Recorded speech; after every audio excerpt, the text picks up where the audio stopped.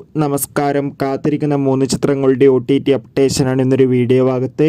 വീഡിയോയിലേക്ക് മുൻപേ video like ചെയ്യുക. വൈശാഖിൻ്റെ സംവിധാനത്തിൽ മമ്മൂട്ടി, അഞ്ജന ജയപ്രകാശ്, ബിന്ദു പണിക്കർ എന്നൊക്കെ പ്രധാന കഥാപാത്രങ്ങളായ ചിത്രമായിരുന്നു ടർബോ. ചിത്രത്തിന് മികച്ച അഭിപ്രായം തന്നെ സ്വന്തമാക്കാൻ വേണ്ടി സാധിച്ചിട്ടുണ്ടായിരുന്നു.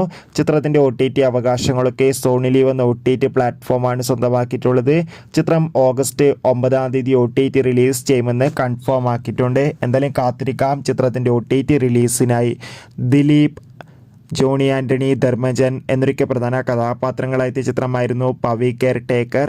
ചിത്രത്തിന് ഒരു ആവറേജ് അഭിപ്രായം സ്വന്തമാക്കാൻ വേണ്ടി സാധിച്ചിട്ടുണ്ടായിരുന്നു. ചിത്രം ജൂലൈ 26 മുതൽ മനോരമാക്സ് എന്ന OTT പ്ലാറ്റ്ഫോമിലൂടെ OTT റിലീസ് ചെയ്യുമെന്നാണ് റിപ്പോർട്ടുകൾ സൂചിപ്പിക്കുന്നത്.